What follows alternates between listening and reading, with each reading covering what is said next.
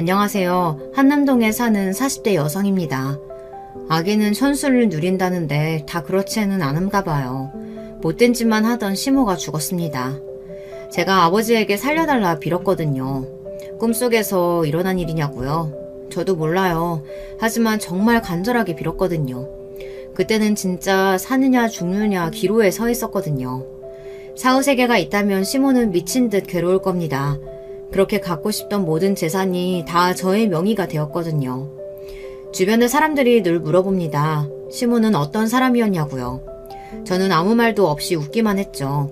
당한 이야기를 막상 하려 하니 입이 안 떨어지네요. 여기라도 시원하게 털어놓고 가면 좋을 것 같아 찾아왔어요. 저는 죽어서만 지옥에 간다고 생각했어요. 그런데 지옥은 그리 멀지 않았습니다. 결혼하고 살아간 그곳이 저에게는 악의 소굴이었어요. 그것도 모르고 들떠서 시집을 갔으니 문제가 아닐 수 없었죠. 하지만 그래도 저에게 한 줄기 빛이 찾아왔어요. 쉬운 말로 남의 눈에 눈물 빼면 자신은 피눈물을 흘릴 수밖에 없다는 겁니다. 내 인연, 우리 집에서 10원 한 장도 못 가져갈 줄 알아. 내가 너 말려 죽일 거다.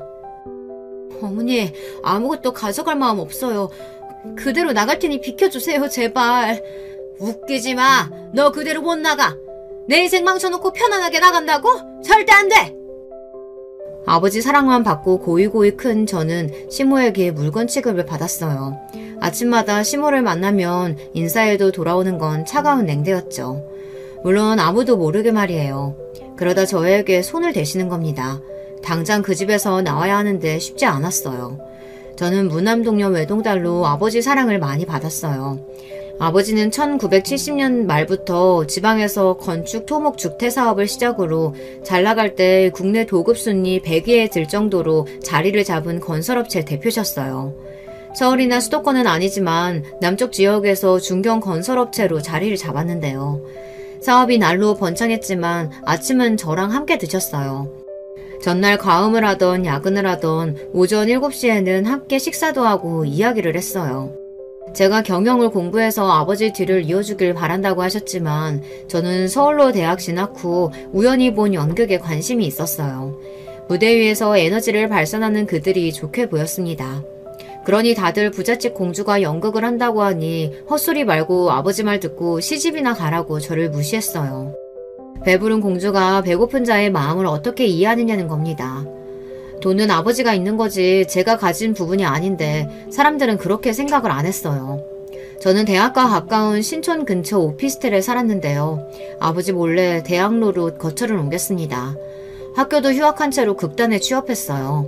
일을 악물고 극단 허드렛 일부터 시작했어요. 한 번도 안 잡아본 걸레질부터 극단 의상 수선까지 하게 되었죠. 손에 물집이라는 게 처음 잡혔어요. 그러다 대사 몇 줄이라도 있는 단역 배역을 맡아 열심히 연습했어요.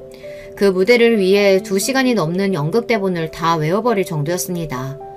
연극 무대가 시작되기 10분 전 긴장된 마음을 억누르고 있었는데요.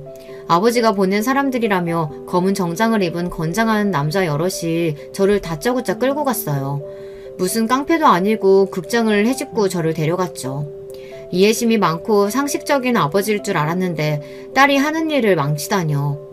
소극장은 아수라장이 되고 말았습니다. 그 사람들 손에 이끌려 지방 본가로 내려갔습니다. 멀쩡하게 대학 다니다가 갑자기 왜 이러니? 회사 물려받으라고 해서 그래? 그게 싫으면 다른 일도 많잖아. 아니면 조용히 시집을 가도 좋고. 연극이라니 그게 무슨 소리야? 아버지, 제가 드디어 하고픈 게 생겼어요. 연극하고 싶어요. 무대에 서야 살아있는 것만 같아요. 그게 얼마나 철이 없는 줄 알아? 사람들은 모두 널 부러워해. 아비가 번 돈으로 떵떵거리면서 편히 살 수 있는데 왜 힘든 길을 가려고 하니? 네가 세상을 잘 몰라서 그래.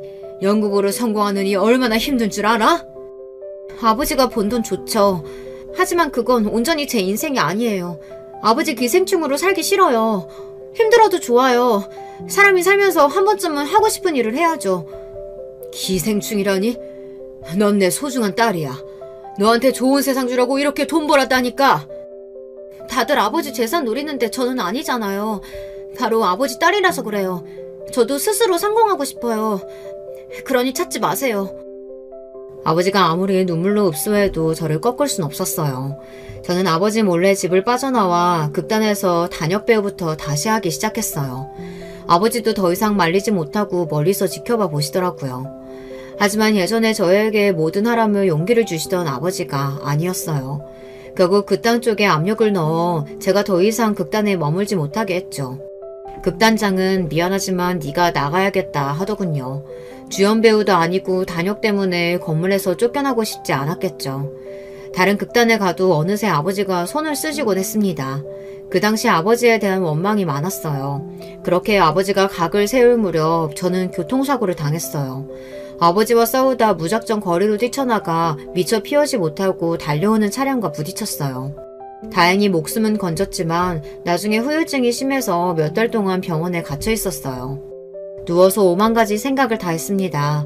왜 태어났을까부터 연극이 진짜 좋은가 아니면 아버지에 대한 단순한 반항인가. 돈이 많은 아버지가 때로는 원망스럽기도 했어요. 대학 친구가 그 말을 듣더니 저보고 배부른 투정이라고 하더군요. 하지만 하고 싶은데 힘들어 보인다고 제 삶을 마구 휘저는 아버지가 싫었어요. 사고 후유증은 정신적인 스트레스를 가져왔어요. 평소에도 아버지와 마찰이 있었기에 더 심한 공황장애가 생기더군요. 사람 많은 곳은 가지도 못했고 한동안 자동차 핸들을 잡기도 두려워 아예 타는 것조차 어려웠어요. 게다가 조금이라도 신경 쓰는 일이 생기면 허리 쪽에 통증이 생겨 움직이지 못하게 되는 겁니다. 그래서 연극이고 학교고 다 포기하게 되었어요. 저는 물리치료를 받기 위해 서울로 올라와 재활병원을 찾았어요. 간병인을 붙여주겠다는 아버지의 말에 대꾸도 없이 홀로 나선 길이었죠. 사고 이전에는 아버지가 아무것도 못하게 집에만 있으라고 했지만 사고 후에는 집에만 있으니 자꾸 나가서 친구라도 만나라고 하더군요. 제가 폐인이라도 될까 걱정이 많으셨나 봅니다. 외부로 나가니 제가 행여 잘못될까 사람을 붙이더군요. 이렇게 저 감시하시면 확 죽어버릴 거예요. 혼자 다닐 테니 간섭하지 마세요. 이 몸 상태로는 연극은커녕 관람도 못해요. 죽겠다고 부모한테 으름장을 놓는 저의 태도에 아마 아버진 가슴이 무너졌겠죠. 그때는 정말 아버지 마음 따위를 이해하지도 못했어요. 제가 병원만은 혼자 다니겠다 하니 서울에다 집을 얻어주셨죠. 그러다 보니 병원에서 생각지 못하는 감정에 휩싸였어요. 바로 사랑이었습니다. 다른 곳은 몰라도 그 재활병원은 편안한 감정이 들었어요. 인연을 만나려고 그랬나 봐요. 저는 연극 장면처럼 복도에서 우연히 만난 재활과 의사랑 사랑에 빠졌습니다. 제가 보던 연극 대본 때문이었어요. 안톤 체홉의 갈매기라는 희곡집이었죠. 현대 연극사의 한 획을 그은 대작가의 책을 보다 남자를 만날 줄 아무도 몰랐겠죠. 이 연극에도 배우가 되고픈 주인공이 나오기도 해요. 그 대본을 보고 있으니 남편이 먼저 말을 걸었어요. 저도 갈매기 좋아해요. 대학 때 주인공 역할도 했었었는데 진료시간 기다릴 때 읽을 책은 아니지 않나? 비극적으로 끝나잖아요. 영국에서도 작가가 되고픈 남주가 엄마의 반대로 좌절하고 배우가 되고픈 여주와 사랑에 빠지지만 비극으로 끝나버리는 내용이에요. 하늘을 나는 갈매기처럼 주인공들도 사랑과 꿈을 향해 비상하지만 결국 총에 맞아 죽는 갈매기처럼 좌절된다는 이야기였죠. 그도 희곡 작가가 되는 것이 꿈이었대요. 저도 배우가 꿈이었으니까요. 공통점이 생기니 그대로 사랑에 빠졌어요. 레지던트 3년 차인 그가 저에게 새로운 희망이었어요. 우리 서로에게 공통점이 있었어요. 그 사람도 아버지 반대로 의사가 된 거였어요. 그래서 의사 면허만 따고 연극을 하자 했지만 그게 말처럼 쉽지 않았다며 저의 마음을 이해해주는 첫 번째 사람이었어요. 저는 아버지가 건설 현장에 있다고 했지 건설자 대표라는 말은 하지 않았어요. 이 사랑은 온전히 저만 바라봤으면 좋겠다 싶었어요. 아버지의 배경은 빼고 말이에요. 몇 번의 계절이 변하고 그는 전공의가 되자마자 결혼하자고 하더군요. 저도 그 당시에 몸이 많이 좋아진 상태였어요. 그 무렵 알게 된 사실 중 하나가 그 재활병원 원장이 남편의 아버지였다는 사실이었죠. 남편은 자기가 다 알아서 할 테니 저만 기다리면 된다고 했어요. 어떤 시련과 반대가 있어도 우린 결혼한다고 말했습니다. 그때까지 아버지 이야기를 안 한 것은 가난한 연극배우 지망생 타이틀이 저의 본 모습이라고 생각했거든요. 지금 생각하면 부끄럽기도 해요. 어리석은 반항이 너무 많았어요. 아버지의 재력을 누려놓고 말이에요. 소원대로 의사가 됐으니 결혼은 제 맘대로 할래요. 이건 꺾지 말아주세요. 남편은 저를 한남동의 고급 빌라 단지로 안내하고 자기 가족들 앞에서 저를 소개했습니다. 시부와 시모 그리고 시할머니, 고양이 한 마리가 저를 빤히 쳐다보고 있었어요.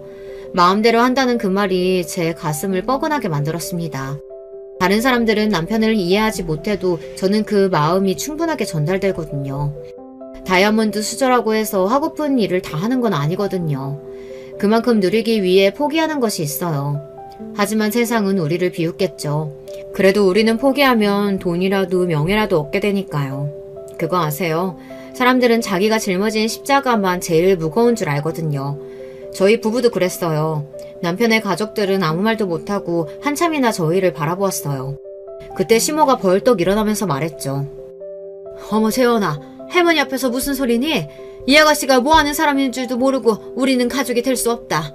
우린 아가씨를 가족으로 생각할 수 없어요. 어머니, 약속과 다르잖아요. 의사 되면 모든 걸 제 마음대로 할 수 있다고 했잖아요. 재원아, 할머니 앞이다. 목소리 낮춰.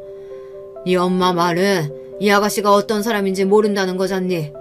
그러니 무턱대고 허락해줄 순 없지. 그렇게 분위기가 냉랭해졌습니다. 가야 하나 계속 서 있어야 하나 싶었지만 저는 이상한 객기가 생겼어요. 그 당시에 저랑 결혼하겠다며 아버지에게 연락이 많이 오는 상태였어요. 모두들 제 배경이 탐이나 그랬겠지만요. 안녕하세요. 저는 연극하다 사고가 나서 그만뒀어요. 그 사고로 병원에서 치료받다가 이 사람과 사귀게 되었고요. 어머니는 일찍 돌아가셨고 아버진 건설 현장에서 일하세요. 저는 대학도 중퇴했고요. 재원씨가 병원장 아들인 건 오늘 아침에 알았어요. 반대하시면 안 해요. 걱정 안 하셔도 돼요. 남편의 가족들은 연극이라는 단어에 움찔했어요. 5대 독자 아들이 서울대 의대 다니다가 갑자기 연극 연출하고 싶다고 하니 집안이 발칵 뒤집히고 시모는 자기 아들 을지를 꺾으려고 수면제 수십 알을 먹다 죽었다 살아났대요. 아들에게 병원을 물려주고 싶어하는 어른들의 욕심으로 결국 남편의 꿈은 멀리 날아가 버렸어요. 시부의 병원은 서울에서 꽤 이름이 있는 사고 재활병원이었어요. 규모는 우리 자산이 훨씬 더 높겠지만 표정만 봐도 의사지만이라는 가족들의 프라이드가 하늘을 찌르더군요. 남편이 얼마나 힘들었을까 싶었어요. 아가씨가 아주 시원시원하구만. 그럼 잘하는 건 뭔데? 연극 말고. 저 연극 잘 못해요. 그래서 단역 하나 겨우 따내는걸요. 그럼 노래 하나 할까요? 할머니가 원하시는 거 하나 할게요. 트로트도 할 수 있어요. 그럼 알뜰한 당신 알아요? 그거 하나 불러봐요. 잘해야지 우리 재원이랑 결혼이라도 할 수 있어요. 시할머니는 식은땀을 흘리는 자기 손자가 안쓰러운지 농담 섞인 말씀을 계속하셨어요. 시부와 시모는 할머니를 말리지 못하고 가만히 서 계시더군요. 저는 알뜰한 당신을 알고 있으니 할 수 있다고 했죠. 아버지가 좋아한 노래였는데 돌아가신 할머니의 18번이었대요. 얼굴도 못 본 할머니지만 아버진 가끔 노래방에 가면 그 노래를 했거든요. 울면서 말입니다. 음정도 기억이 안 났는데 가사가 제 가슴에 와닿았어요. 울고 갔다 울고 가는 서른 사정을 당신이 몰라주면 누가 아나요? 알뜰한 당신은 무슨 까닭에 모른 채 하십니까요? 아버지가 왜 제 마음을 몰라주고 무조건 반대만 하는지, 돈은 절 위해 벌었다고 하고 연극은 못하게 하는지 철없는 마음에 그만 눈물이 흘렀어요. 지금 생각하면 아버지가 저한테 이야기하고 싶은 게 아니었을까 해요. 아버지 마음을 모른 척을 많이 했거든요. 이런저런 생각에 더 이상 노래를 부르지 못했어요. 갑자기 우는 모습에 할머니가 일어나 달래주시더군요. 배부른 투정이라고 하지만 아무리 집에 돈이 많아도 마음을 이해해주는 사람이 없으면 서럽더라고요. 나오는 길에 노래 잘했다고 할머니가 돈을 10만 원을 주셨어요. 그렇게 첫 인사는 마무리가 되었는데요. 할머니는 제가 마음에 든다고 하셨대요. 그게 문제였는지 며칠 뒤에 시모한테서 전화가 왔습니다. 길을 죽이려고 하는 건지 5성급 호텔에서 저녁을 사시겠다고 하는 겁니다. 프랑스 식당이었는데 가면 탁자 위에 포크나 수저들이 많거든요. 용도가 다른 것들인데 처음 가는 사람들은 당황할 수밖에 없어요. 하지만 저는 이미 몇 차례 가본 집이었어요. 이런데 처음이죠? 미안해요. 제가 아는 곳이 여기밖에 없어서. 일단 먹어요. 싫은 소리도 먹고 나면 덜 서럽거든. 저한테 서러운 소리 하신다면 저 안 먹을래요. 오늘 속도 안 좋고 저는 프랑스 요리는 별로라서요. 시모는 어이가 없다는 표정을 짓다 갑자기 하하하 웃음소리를 내며 웃었습니다. 그러더니 차갑게 표정이 바뀌더군요. 과거로 돌아가는 버튼이 있다면 이때로 돌아가 식당을 박차고 나왔어야 했어요. 전 몰랐죠. 시모가 사악하고 못된 여자란 걸 말이에요. 안 그래도 돼. 자존심 부릴 것 없어. 얼마면 떨어질래? 나 진짜 이런 말 안 하고 휴양 찾으려고 했는데 얘가 아주 어른 무서운 줄 몰라. 그래서 없이 사는 것들은 질이 떨어지는 법이야. 말해. 얼마를 원해? 없이 살면 질이 떨어지는 건가요? 모르겠네요. 있어도 질이 떨어지는 사람이 많아서요. 제가 전에도 말했지만 결혼 안 해도 돼요. 제가 물러날게요. 그럼 가봐도 될까요? 이게 어디 어른이 말하는데 간다고 해? 그리고 네가 말로만 물러난다고 하면 어떡하니? 우리 재원이는 너 없으면 죽어도 안 된다고 하는데. 순진아는 잘도 꼬셨더라. 남자는 얼마나 많이 만나본 거야. 연극 애들 물러나니까 남자 잘 알아서 그런가? 저기 사모님, 연극이 물러나다뇨. 무슨 근거가 있나요? 그리고 남자 많이 만나보면 잘 꼬실 수 있나요? 저는 어른들의 그 선입견이 싫어요. 재원씨가 꼬신다고 넘어갈 남자도 아니고 제발 좀 그러지 마세요. 저는 벌떡 일어나 가려는데 물잔이 날아오더군요. 저는 3류 드라마의 여자 주인공이 된 그분이었어요. 그때 알 수 없는 오기가 생기더군요. 이 여자가 내 아버지가 건설사 대표라는 걸 알면 어떤 표정이 될까 궁금했어요. 저런 여자 밑에서 산 남편이 너무 불쌍해서 저라도 그의 구원이 되어야겠다고 생각이 들었어요. 우리 아버진 적어도 제 전 남편들한테 이러진 않았다고 하던데 말입니다. 다행히 물잔은 벽에 날아가 꽂혔어요. 부서진 파편에 제가 볼에 작은 상처가 생기고 말았습니다. 너 내가 충고하는데 이 방 안 나가는 순간 다신 우리 아들 근처에 얼씬거리지 마. 눈에 띄면 그때는 물잔이 아니라 총구가 정확히 네 머리에 향할지도 몰라. 그럼 고운 얼굴부터 머리통이 날아가지 않겠니? 제가 지금이었으면 결혼 안 했을 거예요. 할 말 못할 말이 있는 거지 그건 진짜 아니잖아요. 하지만 그때는 쓸데없이 이해심이 많아서 넘어갔어요. 남편에 대한 삐뚤어진 사랑 때문에 저러는구나 싶은 마음이 들기도 했어요. 제가 사람도 모르고 인생도 모르니 그런 생각을 했었어요. 길이 아니면 가지 말아야 하는데 말이죠. 죄송하지만 저 그 병원 환자라서 가끔 물리치료 받으러 가야 돼요. 혹시 모르니 저 방탄조끼랑 헬멧 쓰고 만나면 되겠네요. 시모는 제가 한마디도 안 지니 사납게 저를 노려보며 식당을 빠져나갔어요. 전 당장 병원으로 달려가 남편에게 지금 있었던 일을 이야기했어요. 하얗게 질려서는 미안하다고 사과를 하더군요.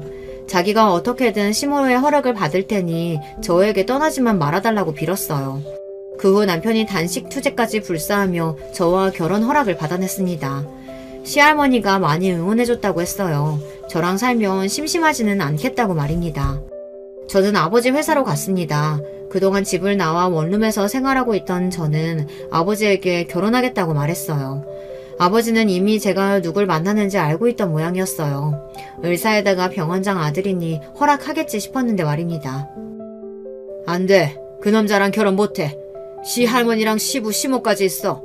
외아들인데 너보고 시댁에 들어가 살라면 어떡하니? 차라리 연극을 다시 하던지 시집살이 하는 꼴은 절대 못 본다. 넌 진짜 내 마음을 모르겠니? 연극보다 시집살이가 더 어렵다는 걸 그때 알 턱이 없던 저는 반대하시니 무조건 그와 결혼하겠다고 나섰습니다. 철없는 딸의 청개구리 같은 짓에 아버지 속이 많이 상하셨을 거예요. 결국 제 고집을 꺾지 못하고 결혼하라 하셨죠. 대신 신혼집은 아버지가 얻어주신다고 했어요. 시집살이 하는 꼴은 못 본다고 말이에요. 그것도 병원장 시부에게 단독으로 전화하셨대요. 아마 가난한 여자애가 건설사 대표 딸이란 걸 알았으니 반응이 달라질 것 같았어요. 특히 잘난 척하며 재수없게 말하던 시모가 궁금하긴 했어요. 아니나 다를까 시모는 저를 당장 만나겠답니다. 저는 지방에 있는 우리 집으로 오시라고 했어요. 얼마나 급했으면 비행기까지 타고 오셨다고 해요. 시모의 집보다 더 으리으리하고 웅장한 모습에 놀랬겠죠. 시댁은 도우미 아줌마 한 분만 계시지만 저희는 아예 단독주택으로 고용인만 10명이거든요. 미안해요. 우린 그것도 모르고 어쩐지 고운 얼굴이 좋은 집안 자제인 것 같던데 제가 그날 했던 언행은 잊어주세요. 정말 미안해요. 사모님 말 놓으세요. 제가 한참 아랜데. 그리고 무릎 안 꿇으셔도 돼요. 얼른 일어나세요. 고용인들 봅니다. 명색이 시모 되실 분인데 저한테 왜 무릎을 꿇으세요? 시모는 오자마자 저한테 무릎을 꿇었습니다. 일어나시라고 해도 죽어도 안 일어났어요. 제가 모든 걸 용서한다고 말할 때까지요. 시모는 눈물까지 글썽거렸죠. 난 간호사였어요. 사별한 재원이 아빠 후처예요. 생각해보세요. 저는 재원이 하나만 바라보고 살았는데 갑자기 나 같은 며느리가 온다고 하니 앞이 깜깜했어요. 우리 재원이한테 힘이 돼줄 아가씨인 줄도 모르고 말이야. 연극배우가 되면 남의 삶을 대신 사는 거잖아요. 뜻 쓸데없이 제가 감정이입을 했어요. 그 말을 들으니 납득이 가는 겁니다. 다른 사람은 몰라도 시모한테는 경계심을 풀어선 안 되는 건데 말이에요. 간호조무사가 병원장 5대 독자를 낳아 팔자를 고쳤다는 말을 많이 들었다고 해요. 그래서 며느리는 좋은 집안의 여자를 드리고 싶었대요. 제가 좋은 집안 딸은 맞나요? 아버지가 성공하셨지만 저는 아니에요. 연극도 실패했어요. 그게 성공이죠. 그런 아버지 만나기 쉽겠어요? 딸에 대한 마음이 지극하시던데요. 그런 사랑받는 게 성공이에요. 아픈 건 나도 간호사라서 도와줄게. 알겠죠? 그러면서 제 손을 잡아줬어요. 문제는 오히려 남편이었어요. 제가 자기를 속였다고 한동안 말을 안 하더라고요. 그걸 말했으면 훨씬 결혼이 쉽잖아 이러는 거예요. 아버지가 싫다고 길길이 날뛴 걸 모르고 말이죠. 아무튼 저희는 결혼하고 신혼생활을 시작했습니다. 아버지는 한남동 근처 옥수동에 큰 아파트를 사주셨죠. 한 집에 다 같이 사는 건 아니라고 사위한테 단단히 이르기까지 했어요. 그때는 시댁에 가면 시모가 버선발로 달려나왔습니다. 생선 4일까지 발라서 저한테 주시곤 했어요. 저도 시모를 불러서 명품관에서 가방도 사드리고 골프 회원권도 드렸더니 너무 좋아했어요. 그렇게 사랑만 받고 살았으면 좋았을까요? 무슨 이유인지 저는 임신이 어려웠습니다. 시모나 시할머니가 본격적으로 눈치를 주지 않으셨지만 신경이 쓰이긴 했습니다. 문제는 임신만이 아니었어요. 저의 결혼 이후부터 아버지 사업이 힘들어졌어요. 경기가 좋지도 않았고 새로 지은 오피스텔 단지의 분양도 다 채우지 못했습니다. 여러모로 고심해서 그런지 수척해지셨고요. 저는 제 임신만 안 되는 게 화가 나서 아버지를 돌봐드리지 못했어요. 연극도 실패하고 엄마가 되지도 못하는 상황이 속상했습니다. 점점 시댁에 가는 것도 두려워졌어요. 수년이 흘러도 아이가 없는 며느리가 마냥 좋지는 않겠죠. 손이 귀한 집이라고 그러는데 말입니다. 괜찮다. 기다리고 있을게. 마음 편히 먹으렴. 아이는 하늘에서 주시는 거잖아. 너희들 몸에 이상 없다고 하는데 기다려보자. 응? 할머니 송구해요. 결혼하면 누구나 아이를 갖는 줄 알았거든요. 그런데 이게 쉽지 않네요. 아니다. 난 재원이가 마음 잡고 병원 잘 다니게 된 것이 다 네 덕분이라고 생각해. 괜찮은 짝 만나기가 어디 쉽니? 난 네가 부잣집 딸이라서 좋은 게 아니야. 재원이가 너랑 있으면 행복하니 그래서 좋은 거지. 이렇게 말씀은 하셔도 성당이든 집이든 아기 기원 묵주 기도를 드린다고 하시는 말에 며칠간 밥맛도 없었어요. 그러던 중 회사 비서에게서 뜻밖의 말을 들었습니다. 아버지가 갑자기 발생한 가슴 통증으로 서울 종합병원에 입원하셨다는 겁니다. 저는 황급히 아빠가 계신 병원으로 달려갔습니다. 아버지, 이렇게 아픈데 왜 나한테 말을 안 해요? 도대체 왜요? 설마 나만 남기고 가는 건 아니죠? 왜 왔어? 요새 난 힘으로 병원 다니느라 힘들지? 너희 엄마도 너 어렵게 가졌어. 그걸 닮았는지 아버지가 그것 때문에 고민이다. 어쩌냐, 응? 그러니까요. 손주 볼 때까지 건강해지세요. 제발요. 아버지 없으면 저 고아예요. 저 두고 가시면 안 돼요? 너는 남편도 있는데 무슨 고아야. 시부도 있고 시할머니도 정정하시던데. 이제 그분들이 가족이잖아. 아버지 없으면 다 의미 없어요. 그동안 몰랐는데 아빠 덕분에 지금까지 잘 살아온 거였어요. 감사해요. 그러니까 오래오래 제 옆에 계세요. 미안하다. 이제 보면 너 연극하라고 둘 걸 그랬어. 괜히 시집 보냈어. 아버지가 눈이나 감겠나 싶다. 강가에 내놓은 애 같아서. 우리 딸 어쩌냐? 왜 이렇게 걱정이 되지? 아버지는 협심증이라는 진단을 받았는데요. 심장에 혈액을 공급하는 혈관인 관상동맥이 동맥경화증으로 좁아져서 생기는 질환으로 운동 부족이나 스트레스, 흡연 등으로도 문제가 될 수 있다고 의사가 말했어요. 저는 아버지가 걱정되어 한숨도 못 잤습니다. 그래서 당장 친정으로 함께 내려가서 아버지 건강을 돌보았는데요. 지방이라 남편과 떨어져 있지만 어쩔 도리가 없었어요. 몇 주가 지나자 시모가 방문하겠다며 연락이 왔어요. 아버지 드시라고 반찬을 가지고 오셨더라고요. 아가, 내가 걱정으로 요새 잠을 못 잤어. 아버지는 몸이 어떠시니? 네, 많이 좋아지셨어요. 그렇다고 반찬을 해오셨어요? 감사해요, 어머니. 그나저나 회사가 많이 어렵다며? 괜찮은 거야? 부도 처리될까? 그건 제가 잘 몰라요. 관심이 없어서요. 임원들이 잘 처리한다고 하긴 하는데. 너는 왜 그렇게 무책임하니? 회사 지분도 있는 애가 넉넉히 있으면 어떡해? 회사 지분 그렇게 많지 않아요. 아버지랑 다른 분들도 합심해서 세운 회사라. 뭐? 고명딸인데 말도 안 돼. 그리고 그런 일은 미리 말했어야지. 외동딸이라서 다 물려받을 것처럼 해놓고 뭐야? 지분이 없다는 말에 시모의 목소리가 살짝 변하긴 하셨어요. 그러면서도 집을 둘러보면 이 집은 100억은 되겠는데 하면서 혼잣말을 하는 겁니다. 아버지 재산을 보고 저한테 다정하게 구셨으니 그럴만도 하겠죠. 아버지가 아파서 온 사람치고는 노골적이었어요. 한참을 심드렁하게 있다가 시모는 돌아갔어요. 아버지의 건설사는 근래 지은 주상복합이나 오피스텔 건설 사업에서 성과가 좋지 못했던 적이 주요 원인으로 작용했어요. 법정 회생 관리를 신청하다고 하던데 법원이 기각하면 파산 선고를 해야 된다고 했어요. 채무액이 1,500억 이상이라고 했습니다. 다행히 법정 관리로 1년 정도 버티는가 싶었지만 회사가 부도가 났습니다. 아버진 그 충격으로 돌아가셨습니다. 대표실에서 급성 심근경색으로 가슴을 움켜쥐고 돌아가셨어요. 장례식을 치르는 도중 저는 몇 번 혼절했어요. 이 세상에 아버지 말고 저만 남겨진 기분이었어요. 남편은 우리 가족이 있다고 힘내라고 하지만 어쩐지 끈떨어진 연이 되어버렸어요. 아버지의 자산을 정리하고 보니 많이 남아있지 않았어요. 회사가 망해도 회장들은 개인 자산을 챙겨놓는다고 하던데 거의 없었어요. 회사가 망가질 위기에 있자 아버지가 자산으로도 무리한 투자를 하셨다고 해요. 저한테 하나라도 더 주시려고 노력하셨어요. 아픈 와중에도 부단히 노력하셨어요. 저는 서울에 있는 집과 지방에 있던 저택과 주변 농지와 예금 얼마를 상속받게 되었는데요. 상실감에 빠져있는데 시모가 전화가 와서 상속받은 내용을 자꾸만 물어봤죠. 저는 올라가서 말씀드리겠다며 전화를 끊었어요. 그 당시에는 시모가 왜 이렇게 유산에 대해 관심이 많은 건지 살펴보지 않았어요. 제 마음이 너무 힘들었어요. 저는 49제를 마칠 때까지 고향에 머물렀어요. 제가 2년 정도 지방에 있다 보니 남편은 본가 시댁에서 생활을 했어요. 시모가 혼자 있는 아들이 걱정된다며 같이 살아야 한다고 했대요.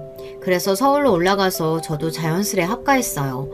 집에 혼자 있으니 아버지 생각이 계속 났기 때문이에요. 시부와 시할머니 그리고 남편은 저를 대하는 태도가 크게 다르지 않았어요. 하지만 시모는 사람이 있을 때와 없을 때 태도가 달라졌죠. 도대체 애는 언제 낳는 거야? 벌써 5년이야. 언제까지 기다려줘야 돼?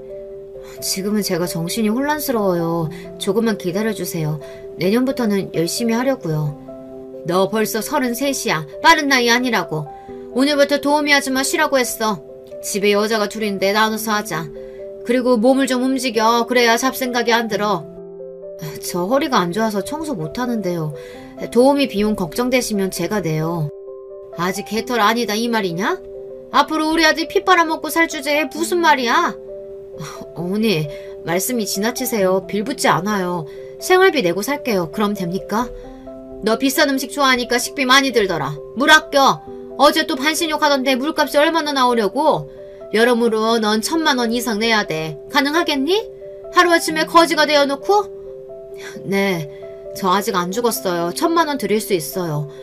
그럼 올라가 볼게요. 아버지 사업이 망했다고 말을 점점 심하게 하는 시모랑 상종이 하기 싫었어요. 그래서 시할머니와 시부에게만 저도 다정하게 굴었죠. 시모는 어이없다는 표정으로 저를 쳐다보네요. 이런 상황을 가족들이 모르는 게 아니었어요. 시할머니는 제가 손주 낳아주면 주려고 사둔 금 거북이 3마리를 주셨어요. 아버지 없는 빈자리 허전해하지 말라고 하시며 힘내라고 하셨습니다. 아마 시모가 돈 어쩌고 하는 이야기를 들으신 모양이에요. 한 마리당 100돈인데 3마리는 금액이 상당하더라고요. 제가 금 거북이를 만지작거리고 있는데 그걸 보는 시모의 표정이 가관이었습니다. 마치 자기 건데 제가 훔쳐가는 걸 보는 모습이었어요.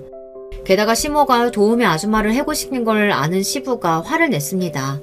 시부에게 시모가 도우미를 해고했지만 제가 허리가 아파서 일할 사람을 제 돈으로 고용했다고 했죠. 시부는 노발대발 난리가 났습니다. 제 허리가 안 좋은데 무리해서 일을 시킨다고요. 이 사람이 미쳤나?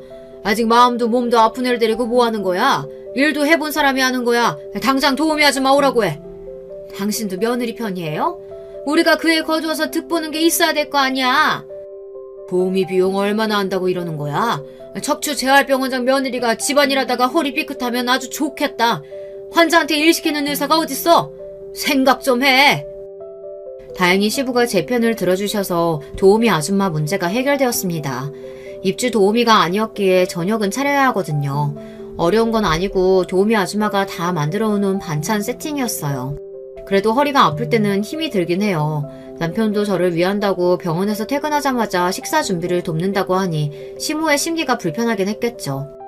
그래서 새로운 방법으로 저를 자극하기 시작했어요. 물론 잘 통하진 않았지만요. 이윽고 시모는 저를 시댁에서 쫓아내기로 마음을 먹었나 봅니다. 성당에서 만났다며 종합병원 원장 사모를 데리고 왔어요. 제 앞에서 두 여자의 말이 어이가 없더라고요. 어머, 사모님한테도 따님이 있군요. 저도 아들이 있는데 말이에요. 이런 우연이 있나. 진작 만났으면 얼마나 좋았을까. 결혼은 끼리끼리 하는 거에 좋아요. 나도 우리 딸 원하는 결혼 시켰는데 파토 났어요. 역시 결혼은 비슷한 집안끼리 하는 게 맞나 봐요. 우리 딸도 내과 전문이거든요. 하긴 요즘은 여성 능력 시대잖아요. 집에서 놀고 먹는 것보다 얼마나 좋아요? 하긴 연극 같은 거 했으니 구할 직장이 없겠죠. 돈이라도 있는 줄 알았는데 완벽한 개털이더라고요. 게다가 손주도 보고 싶은데 제 뜻대로 되는 일이 하나도 없어요. 할 수 있다면 며느리 싹 바꾸고 싶은데 말이에요. 그럼 바꿔. 사람 하고픈 대로 하고 살아야지 아님 병나요. 그렇죠? 우리 아들도 의사 만나면 마음 바뀔지 몰라요. 다음엔 따님도 데려오세요. 미인이라고 하던데요. 거실에서 저 들으라고 큰 소리로 떠들고 있는 시모 앞으로 도자기 잔을 사뿐히 내려놓았습니다. 예전에 친정에서 보내준 우전이에요. 찻잎 따서 고용인들이 말려놓은 거라 믿고 드셔도 돼요. 녹차가 머리를 맑게 한다고 하잖아요. 머리가 맑아야 좋은 생각, 좋은 말이 나오니까요. 지금 어머니처럼 정신이 오락가락할 때는 마시는 게 좋다고 해요. 시모의 강한 레이저 눈빛이 느껴졌습니다. 그러거나 말거나 저는 목례를 하고 물러났죠. 그런 말이 저를 자극한 거라고 생각한 자체가 우습기도 했어요. 저는 표정 하나 변함없이 2층으로 유유히 올라갔습니다. 시모는 이제 저는 별 볼 일 없다고 여기는 거겠죠. 다시 일어나고 싶긴 했어요. 시모 코를 납작하게 만들고 싶었지만 로또가 12번 되지 않는 이상 어렵잖아요. 회사를 다시 살리겠다며 예전에 회사 간부들이 건설사를 작게 만드는데 저보고 투자하라고 했거든요. 그래서 아버지 예금과 집을 처분해서 적은 금액이지만 투자했어요. 남편도 돈은 자기가 버니까 하고픈 대로 하라고 하더라고요. 그 사모는 나중에 자기 딸을 데려왔어요. 저보다 몇 살 아래인데 조용한 편이었죠. 그래도 내 남편을 보는 눈빛이 묘하게 거슬렸어요. 나중에는 가족 식사하는 자리에 끼어서 밥을 먹는 당돌함이 있더라고요. 시모가 뭐라고 했는지는 알 수가 없지만요. 남편이 그날 저녁 시모에게 따끔하게 한마디 했어요. 엄마 미쳤어요? 아니 여자를 데리고 오면 제가 그러면 뭐 이혼하겠습니다 할 줄 알아요? 안 되겠어요. 할머니한테 죄송하지만 아내 데리고 나갈게요. 누구한테 무슨 말을 듣고 이래? 내가 아무리 그래도 있는 며느리 내치고 새 며느리 들일까봐? 아버지 병원 통합하는 문제도 있고 알아두면 나쁘지 않은 집안이잖아. 엄마가 다신 안 그럴게. 분간은 참아라. 할머니 요새 경도침에 있으셔. 가끔 네 아내 찾으신다. 할머니가 가끔 정신을 놓는 상황이 발생하기 시작했어요. 여기가 어디니, 넌 누구니 이러시다가 정신이 돌아오시기도 했어요. 그래서 분가가 어려워지긴 했는데요. 어느 날 병원장 부부가 생일이라 자기들 병장으로 우리 가족을 초대한다고 했어요. 저는 모두 가는 건 줄 알았는데요. 할머니와 저를 남겨두고 가신다고 하네요. 시할머니가 불안정해서 혹시 실수라도 하면 안 된다는 겁니다. 그렇다고 도우미 아줌마에게만 맡겨놓자니 걱정된다는 시모의 말도 안 되는 억지에 남편이 버럭 화를 냈어요. 저도 안 가요. 온 가족 다 초대했으면 아내도 가고 해야지. 할머니 핑계는 대지 마세요. 가면 의사만 5명이에요. 넌 인사만 하고 가. 너희 대학 선배잖아. 의사 100명 있으면 뭐라니? 치매 와서 헛소리 하시면 집안 망신이지. 꼭 가야 하는 건지 모르겠어요, 어머니. 저는 남편 가는 거 기분 나빠요. 넌 너만 생각하니? 학교 선후배라 얼마나 중요한데 병원 통합될 수도 있다고 하자니. 비즈니스야 비즈니스. 이번만 참으면 이번 휴가 때 너희들끼리 놀다 와. 유럽도 좋고. 진짜죠 어머니? 당신 인사만 하고 와요. 선배님이시라는데. 가평이라 금방 가잖아요. 올 때 어머니 좋아하시는 가평 사오면 되겠다. 제가 그렇게 말하니 남편도 고개를 끄덕거렸습니다. 시모는 그제야 마음에 든다며 밖으로 나갔습니다. 그런데 예감이 말이죠. 뭔가 일이 일어날 것만 같았어요. 어제 꿈에서 제가 계속 울고 있더라고요. 기분 나쁘게 말입니다. 저는 기사 아저씨에게 운전을 조심히 하라고 몇 번이나 당부했어요. 왜 이래? 저분 베테랑이야. 재수없게 왜 그러니? 아주 사고나게 바라는 것 같다. 설마요. 꿈자리가 뒤숭숭해서 그러는 건데요. 조심해서 다녀오세요. 그러나 슬픈 예감은 틀린 적이 없다고 했던가요. 인사만 하고 오겠다는 남편은 오질 않았어요. 남편의 전화 대신 병원이라는 전화가 1시간 만에 집안에 울려 퍼졌습니다. 저는 할머니를 모시고 병원으로 뛰어갔습니다. 응급실로 들어가니 시모는 수술실에 남편과 시부 그리고 기사 아저씨는 영안실이라고 했어요. 역주행하는 트럭과 부딪혔다고 하던데 시모만 기적처럼 살아났습니다. 눈물도 나오지 않았어요. 할머니는 말없이 앉아 계셨어요. 그렇게 시부와 남편은 세상을 떠났는데요.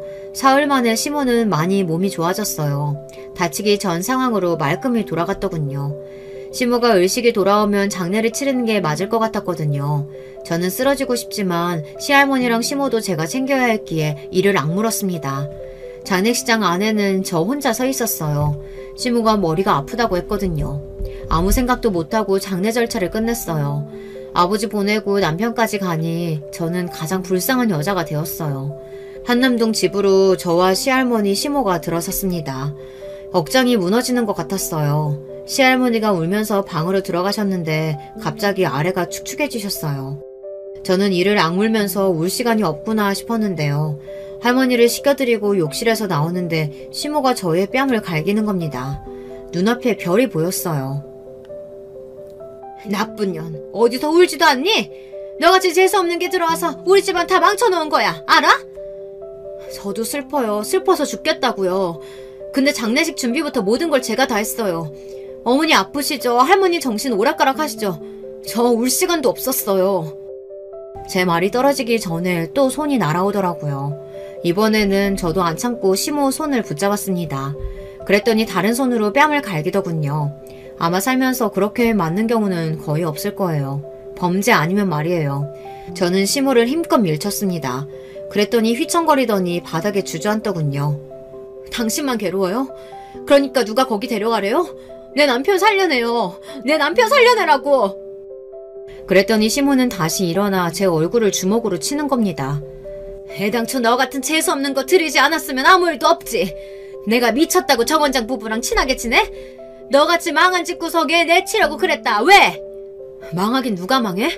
회사가 망한 거지 내가 망한 거냐고. 저도 시모의 뺨을 갈겨버렸습니다.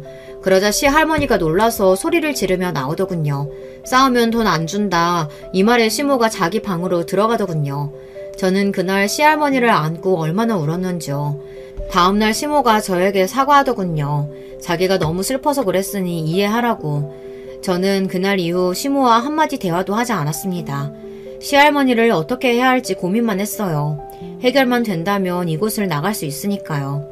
시할머니는 아들과 손자가 아무리 기다려도 안 온다며 우는 날도 잦아지고 밥도 잘 안 드셔서 상태가 심각해지셨어요. 이대로 두고 나갈 순 없어서 저는 시할머니를 간병했어요.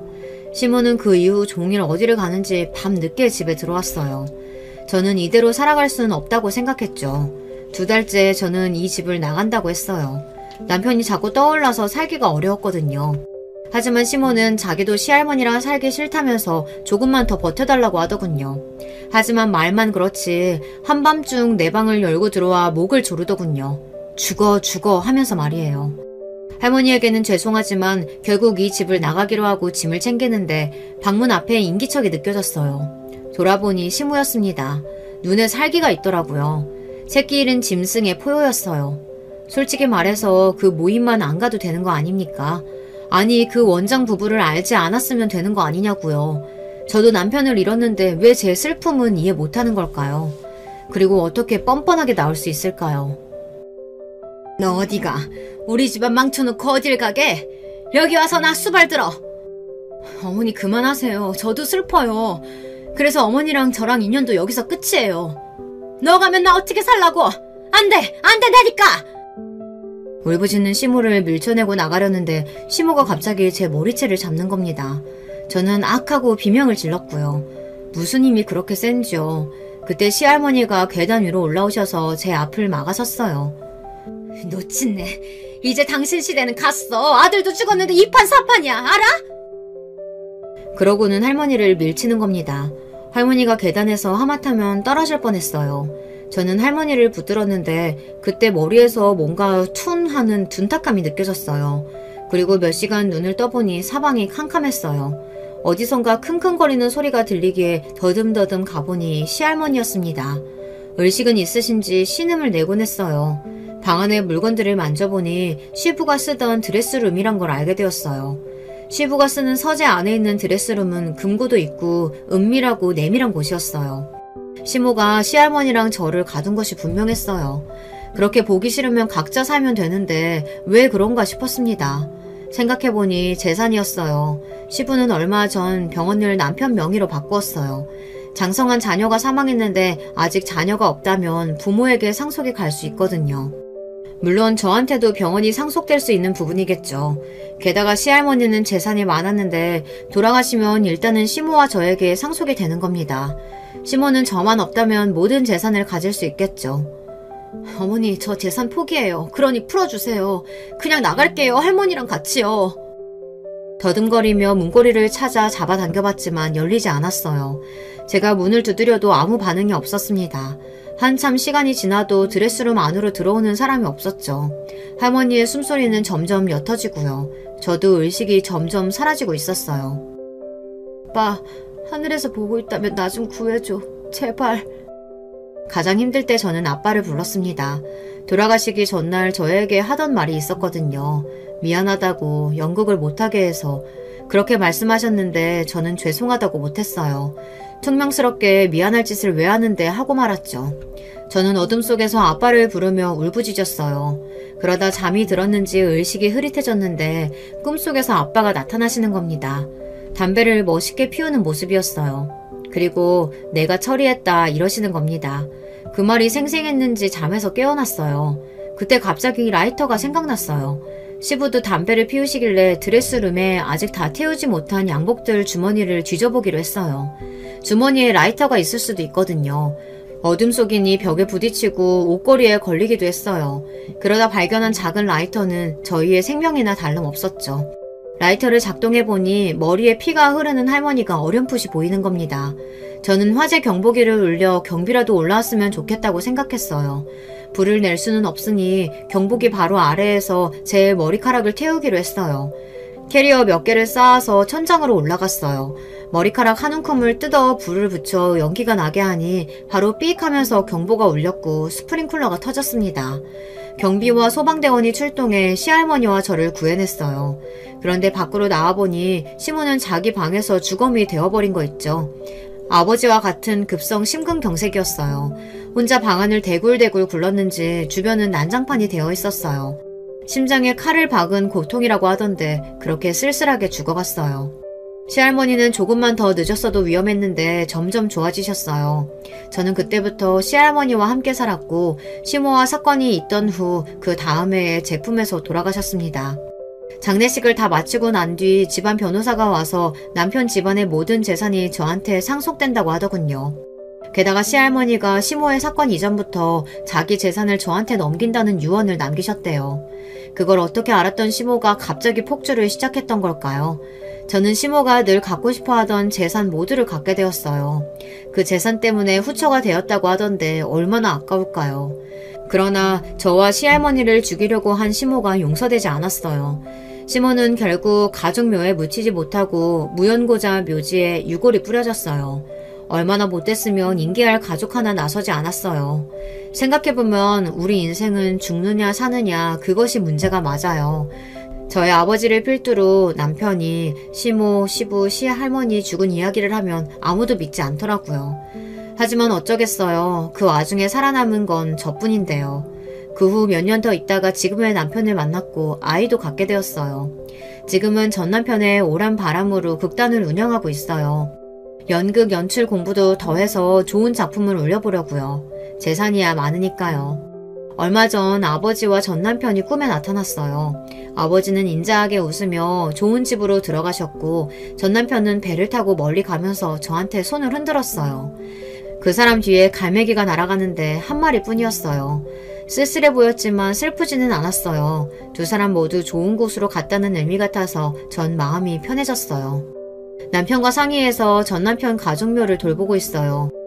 이렇게 제 이야기는 끝이 났습니다.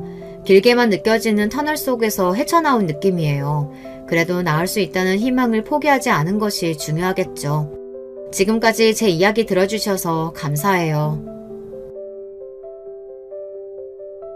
안녕하세요. 인생 참 오래 살고 볼 일인 것 같아요. 제가 스마트폰을 쓰는 것도 신기하고 우스운데 유튜브에다가 사연까지 보내보네요. 당장 10년 전에 저에게 현재 제가 이러고 살 거라고 말을 해주면 저는 절대 안 믿었을 거예요. 농담이 지나치다고 했을 것 같네요. 소소한 제 이야기를 풀어보아도 괜찮을까요? 저는 남편하고 100년 가약을 맺은 뒤 자식을 셋 보았습니다. 첫째, 둘째는 딸, 셋째는 아들이요. 남들이 그러더라고요. 저보고 아들 낳으려고 앞에 딸을 둘 낳았냐고 그랬어요. 아이고, 그런 소리 들을 때마다 어찌나 속에서 짜증이 올라오던지요. 저는 아들 보려고 작정한 적이 없었어요. 그러니 억울했죠. 성별을 염두에 두지 않고 그냥 자식들을 낳다 보니까 셋째에서 끊겼던 거예요. 그래서 딸이고 아들이고 성별로 인한 차별을 하지 않고 키웠습니다. 사실은 의식적으로 더 그렇게 했었네요. 왜냐고요? 제가 바로 자라면서 딸이랍시고 아들하고 집에서 차별당한 자식이었거든요. 친정 부모님이 얼마나 원망스러웠는지 모릅니다. 많이 서러웠어요. 이런 제 마음을 알고 있었기에 남편도 저와 손발을 잘 맞춰줬어요. 저희는 제법 쿵짝이 잘 맞는 부부였던 듯 싶네요. 자식이 셋 되는데 만약 둘이서 가치관이 다르고 교육관이 달랐다면 부딪히는 일도 많았을 거예요. 어느 한쪽이 무관심하게 굴면 그건 또 가정이 경직되는 것이고요. 그러나 이런 점에서 저희 부부는 아주 잘 맞았기에 별다른 문제 하나 없이 세월을 보낼 수 있었답니다. 결혼해서 아이를 낳았으면 자식 농사를 잘 짓는 게 최고의 소명이라고 여기는 것도 똑같았기에 애들 엇나가지 않게 사춘기 시절에 잘 다독이면서 공부를 열심히 시켰어요. 그렇게 마침내 저희 부부는 소기의 목표를 달성하였습니다. 마지막 셋째까지 좋은 대학에 보내놓은 거예요. 날아갈 듯이 기뻤네요. 주책이지만 동네방네 자랑을 했었어요. 그때 부녀 회장님이 저를 보면서 하셨던 말씀이 생각나네요. 유진이 엄마! 유진이하고 유미에 의해서 이번에는 유신이까지 어떻게 삼남매를 다 좋은 대학에 턱 보내놨대? 어? 솔직한 말로 부러워 죽겠구만. 크게 사고치는 법 없이 셋 다 똘망똘망하게 잘 자라주었어. 이제 유진이 엄마는 더 바랄 것도 없지? 이제 앞으로 남편하고 둘이서 잘 키워놓은 자식들이 효도하는 것만 받아먹으면서 살아도 될 것 아니야. 저는 아니랍시고 손사래를 쳤지만 이미 찢어질 듯 위로 치켜 올라가는 입꼬리를 제가 숨길래야 숨길 수가 없었던 것 같아요. 제가 표정 관리를 하지 못하고 너무 기뻐하자 부녀 회장님을 비롯한 동네 아주머니들이 저를 이해한다는 기색으로 부러움의 눈길들을 주었더랬죠. 너무 뿌듯했고 너무 좋았어요. 자식들 잘 되는 것만큼 부모로서 좋은 일이 어디 있겠나요. 겉으로는 괜히 아닌 척 겸손을 떨어보았지만 속으로는 부녀 회장님 말씀처럼 저는 남편과 이제 호강할 앞날만을 그리고 있었습니다. 벌어질 앞날을 꿈에도 모른 채로 말이죠. 동네 사람들과 회동한 자리에서 부러움의 시선을 한 몸에 받았던 그날로부터 불과 2달은 지났었을까요? 남편이 아프기 시작했습니다. 처음에는 별로 대수롭지 않게 생각했어요. 그러나 결코 대수롭게 넘길 일이 아니었고 결국 암으로 밝혀졌어요. 몇 주가 지나고 병원 측에서는 슬슬 저희에게 마음의 준비를 어느 정도는 하고 계시는 게 낫겠다고 말을 하더군요. 머리로는 남편이 가망이 없다는 걸 알고 있었으나 가슴으로는 그게 받아들여지지가 않았어요. 미칠 노릇이었죠. 어떻게 보낸답니까? 안 될 일이었어요. 하지만 자식들이 너무 동요하고 괴로워할까봐 제가 이런 심정을 다 내비치지 않고 숨겼습니다. 제가 어느 정도 의연해야 자식들이 덜 힘들어할 것 같았죠. 부창부수라고 하던가요? 남편도 저와 비슷한 생각을 가지고 있었던 듯 싶어요. 자기 곁에 꼭 붙어있는 자식들을 향해 결코 나약한 모습을 보여주지 않았죠. 사실상 끝을 준비하시라는 의료진의 말을 들었음에도, 아니 그 이후로 더 남편은 멋진 아빠의 모습을 고수했습니다. 아주 꿋꿋했어요. 남편이 마지막 길을 걷고 있다는 소식에 오만 친척들이 다 왔었죠. 저희 남편을 보면서 각자가 인생의 이야기를 나누기도 하고 하염없이 눈물을 철철 흘리기도 하고 많은 인연들이 와서 많은 순간들을 나눴습니다. 그 순간마다 남편은 참으로 의연했어요. 다들 저보고 그랬습니다. 대단한 남자 만났다고요. 사나이 중에 사나이를 배우자로 맞아서 살았다고요. 오랜만에 보는 것이었던 남편의 육촌 형 되는 이가 병원에 왔다가 저를 보고 이랬었습니다. 후회 없이 인생을 살다가 떠나는 사람의 참모습을 자기가 오늘 봤다고요. 아니요, 그건 모두가 알지 못하고 하는 소리였습니다.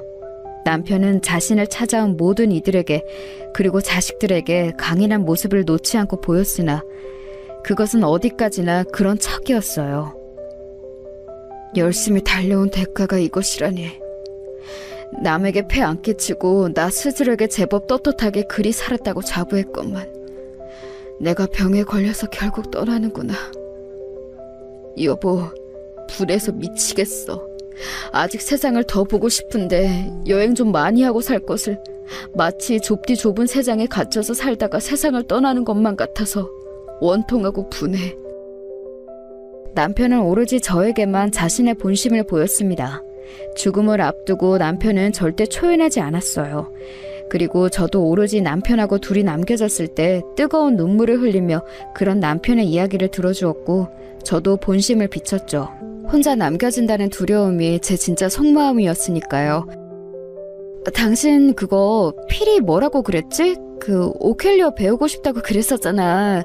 우리 큰딸 유진이가 신혼여행 갔다가 사준 그거.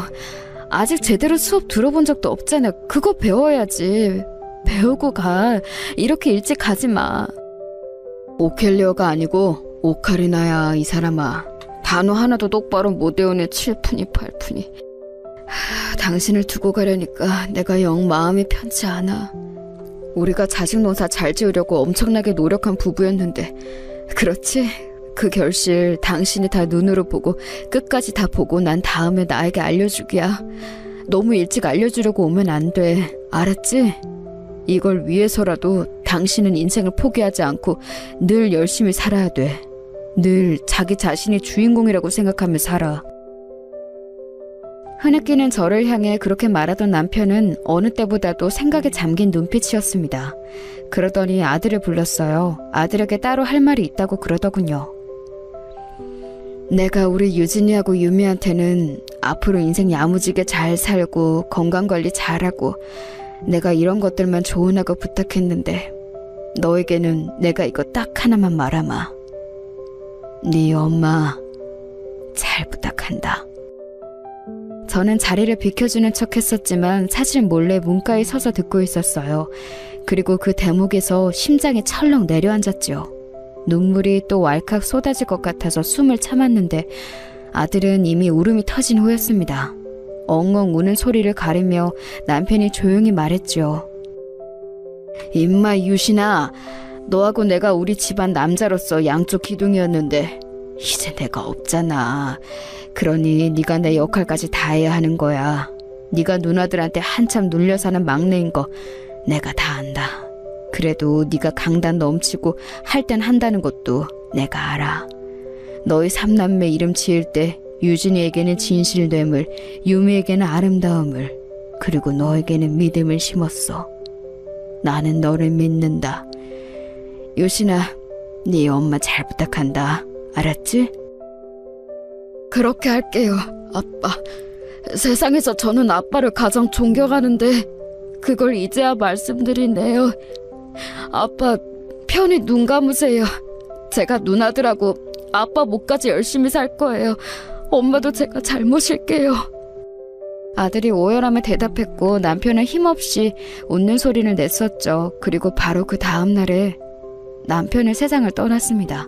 사실 며칠 더 버텨줄 거라고 예상을 했었어요.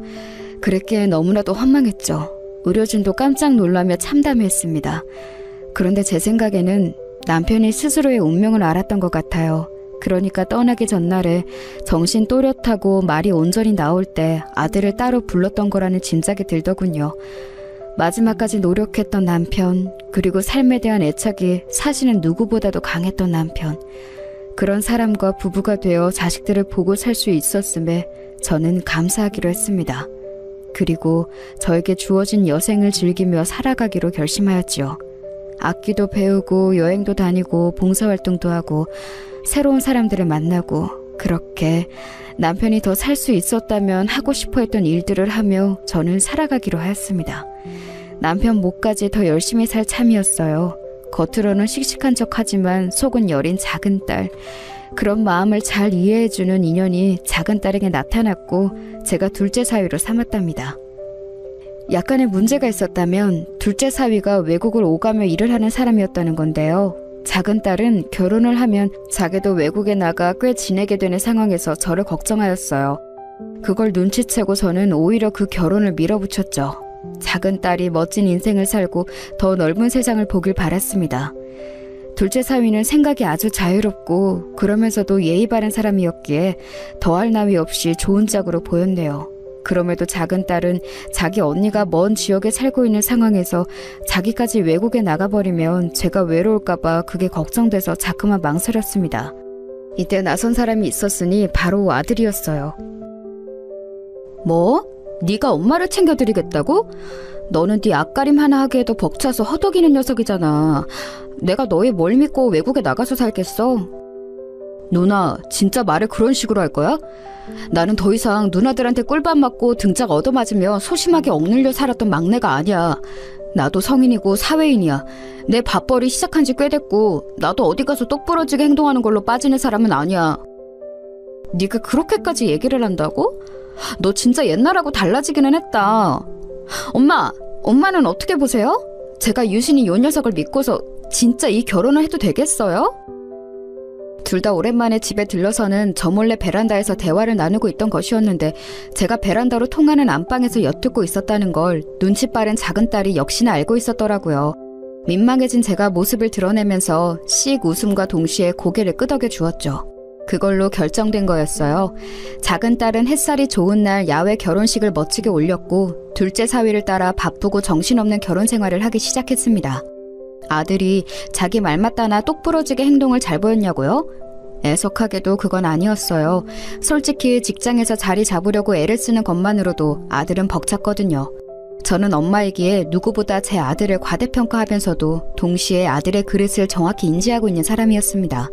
그렇기에 아들을 나무라지 않았죠. 되려 저 신경 쓰지 말고 회사만 열심히 다니면서 연애 잘하고 결혼 준비 잘하면 그게 효도하는 거라고 해줬습니다. 몇 번 그렇게 당부를 했더니 아들은 정말로 자기 일상에만 몰입하여 살더군요. 잘된 거라고 여겼어요. 저는 이제 저 혼자 하나부터 열까지 해나가는 인생을 살아갈 작정이었기 때문입니다. 주체적으로 한번 살아보는 거였죠. 시간 낭비는 인생의 낭비라고 생각하며 악착같이 매일을 살아나갔더니 시간이 금방 흘러갔어요. 제가 하도 이것저것 활동을 하며 지냈더니 자식들이 저보고 왜 그렇게 공사다망 하시냐며 놀라기도 하고 서운해하기도 하였답니다. 그러나 각자가 자기 자리에서 행복하게 사는 것이 결국은 좋은 모습이라고 여겼기에 저는 끝내 자식들을 의지하지 않고 기대지 않고 의연함을 지켰어요. 그랬더니 되려 자식들이 저에게 의지를 하며 심적으로 많이 기대기 시작하더군요. 제가 꺾이지 않는 든든한 소나무로 보였나 봐요. 딸들은 결혼 생활에 관한 고충을 주로 털어놨고 아들은 결정해야 하는 일이 있을 때 저에게 의견을 구했습니다. 주로 회사에 관련된 것이었죠. 그러다가 어느 날 결혼하고 싶은 여자가 생겼는데 허락해 주실 수 있냐며 놀라운 소리를 하는 것이 아니겠어요?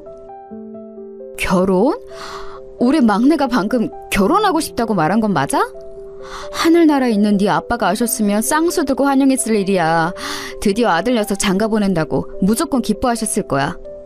그래, 지금 만난다던 그 아가씨 이야기지? 자기 일 열심히 하고 여러모로 야무진 그 아가씨잖아? 엄마는 환영이야. 우리 유신이가 심사숙고해서 내린 결정일 텐데 괜히 토달아서 이런저런 상황을 만들고 싶지가 않구나. 무조건 축복이나 해주란다. 엄마 진심이세요? 저는 어떻게 결혼 이야기를 꺼내야 할지 허락을 받아낼 수 있을지 많이 고민했는데 이렇듯 흔쾌하게 허락해 주실 줄은 몰랐어요. 우리 엄마가 세상에서 진짜 제일로 최고예요. 엄마, 저 결혼해서 잘 살아볼게요. 아빠 보시기에 부끄럽지 않은 가정을 이루겠습니다. 우리 아들이 정말로 다 컸구나. 이제야 실감이 나네. 그 아가씨는 양친이 모두 편찮으셔서 고즈넉하고 물 맑고 공기 좋은 저기 먼 지방에 내려가 살고 계신 거 맞지? 전에 얼핏 들었었는데 내가 그거 두고 나서부터 사실은 그 아가씨가 속으로 신경이 많이 쓰였어. 집안에 아픈 사람 있는 거 너도 나도 직접 겪어봤잖니. 왠지 동명상련 같다는 생각도 들더구나. 아무튼 왠지 내 며느리가 될 것 같았는데 결국 이렇게 된다니 나는 환영이야. 우리 아들 유신아, 한 가정의 가장이 새롭게 되어서 정말 멋진 인생의 이막을 펼쳐보렴. 내가 뒤에서 언제까지고 든든하게 지켜주며 응원해줄게.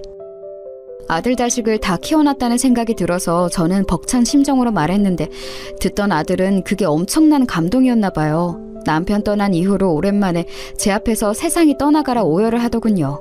그런 아들의 등을 어루만져주며 앞으로 행복하게 살기만을 빌어주었습니다. 며느리는 공교롭게도 양친이 번갈아가며 투병을 하는 바람에 많이 고생했던 경험을 갖고 있는 사람이었어요. 형제가 남자만 셋이고 며느리가 혼자 여자였기 때문에 자기 오빠 2명이 결혼하기 전까지는 아무래도 형제들 중에서 가장 부모님을 간병하고 챙기며 살았던 모양이었죠. 저는 그게 대견하고 측은하더군요.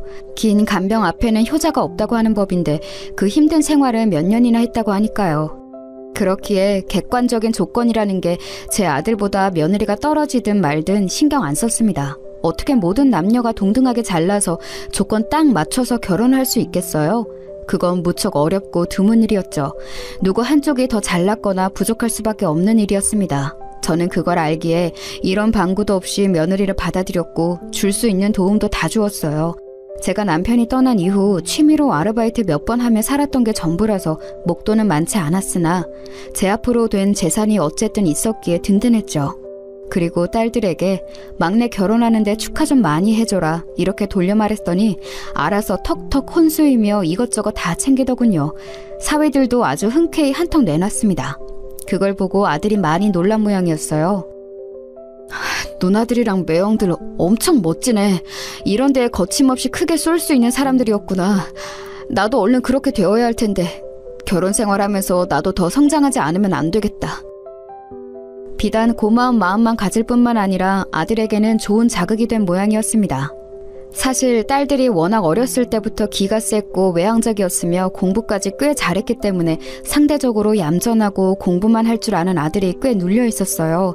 저도 키울 때는 몰랐는데 애들이 다 커놓고 보니까 그제서야 돌아보게 되더군요.